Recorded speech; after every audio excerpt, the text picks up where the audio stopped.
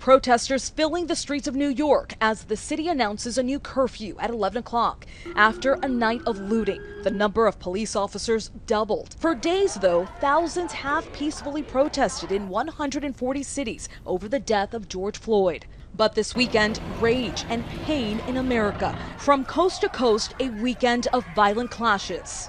Police unloading pepper spray on protesters at close range in Portland, Oregon, using tear gas to hold back crowds in North Carolina. Demonstrations turning violent, others taking advantage of the chaos, looting in major cities like Boston and Philadelphia. In the nation's capital, smoke seen near the White House, police firing tear gas as people set cars and buildings on fire. The National Guard activated in 25 states and Washington, D.C. But despite the flashes of violence and destruction, demonstrators determined to stay focused and have their message heard. The focus should be peace. Come in peace, say what you have to do. Say what you have to say. Black Lives Matter. That's the message, period. That's it. Look at this. Peaceful. That's all. Just hear us. George Floyd! I can't watch no more of this. I'm sorry. But like, if I see one more name of another brother dead, like, I'm going to lose it. Like, I'm really going to lose my mind. Amid calls to end police brutality, disturbing scenes unfolding. This one in Seattle, an officer using his knee to pin down a protester until his fellow officer pushes it away. Police in Atlanta firing the two officers seen smashing the windows of this car, tasing the college students inside, then violently dragging them out. In this time of injustice, it feels good to know that I have a support system that understands the severity of this and understands that change does need to come. And in New York, outrage over the use of force. This woman taken to the hospital after being shoved to the ground. The mayor calling for another officer who pulled a gun on a group of protesters to be fired. Any officer who should not be wearing that uniform needs to get off this force. Officers arrested 699 people yesterday in a second straight day of looting, fires, and all-out chaos in the city. One of them was Malcolm London after a wild scuffle with Chicago police officers in Hyde Park, where officers swung batons and wrestled with demonstrators in the street. I'm not okay. I'm not okay what happened to me the other night. I'm not okay with what's happening in this city. I'm not okay what's happening in this country. No weapons formed against me. Jamie Foxx sang words from the Bible to comfort this crowd gathered at City Hall, where they staged a peaceful rally. The actor and activist had recently been in Minneapolis, where he was calling for the arrest of the other 3 police officers who he says are complicit in George Floyd's death. As I'm talking to my young kids, as I'm talking to my nephews, as I'm talking to my daughter, trying to tell them how to act when they're out there and they see a police officer, I'm sort of running out of things to tell them. Moments before, Fox and the mayor of San Francisco urged the crowd to participate in a kneel-in. So everybody, please join me. Let's do it. This form of protesting is being used more and more to call attention to the issues of racial inequality in America and police brutality. I don't want to see one more black man die at the hands of law enforcement. That's what this movement is about. Fox told the crowd gathered it was time to rise up against the systemic racism in this country. What I want to say about my Hollywood friends, you got to get out here. You got to come out here. You can't sit back. You can't tweet. You can't text. You got to get out here. This is what I got to say to the people who are destroying things. If you really feel like you have to take an opportunity, like if you're going to be an opportunistic, something is wrong with you. If you cannot stand up and fight the good fight and you want to be a cheater and go ahead and taint what we're trying to do, something is wrong with you. Because what we're trying to do is stand up for the basic rights of humanity. And that's what we're trying to do, and we're trying to do it in a peaceful way. We do not want to go through this anymore, okay? I want to be able to go in a white neighborhood and feel safe. I want to be able, when a cop is driving behind me, I don't have to claim clench and be tense, okay?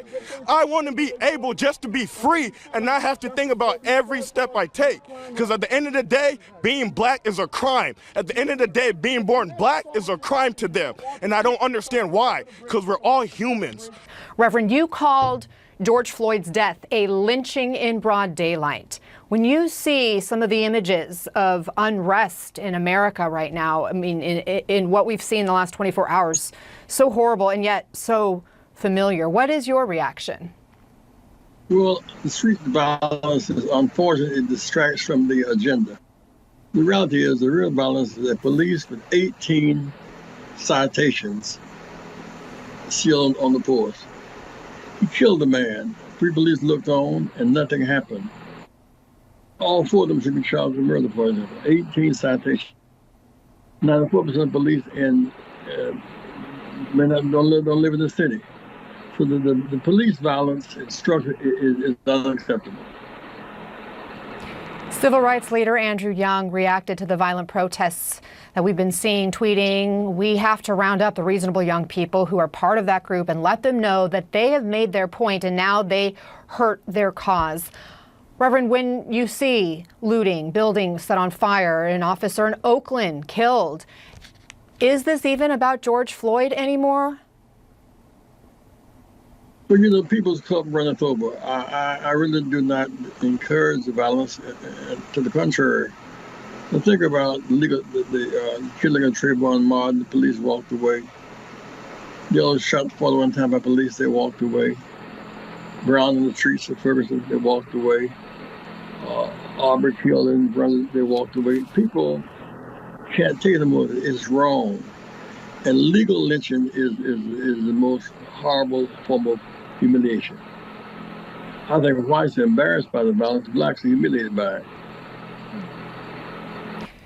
If there are protesters or police listening right now, what do you want to tell them? First of all, while you focus on code blue, police behavior, don't ignore we're in a distant war here with Corona. I'd hate to see young people marching and without honoring the protocols, hand sanitation, hand sanitizing, unless we have a spike in Corona. That's my one fear.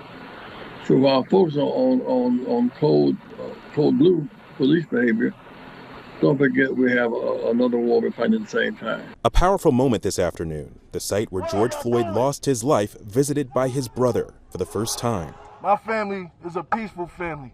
My family is God-fearing. His message of peace clear. Today, a time of reflection for many, families stopping by to pay their respects at the growing memorial to George Floyd. But across the country, instances of protesters keeping the focus on George Floyd, and instances of healing too. Communities and cops coming together. I understand y'all upset, but like it was already said, I doubt y'all half as upset as I am. So if I'm not over here wilding out, if I'm not over here blowing up stuff, if I'm not over here messing up my community, then what are y'all doing? What are y'all doing? Y'all doing nothing, because that's not gonna bring my brother back at all. Let's do this another way.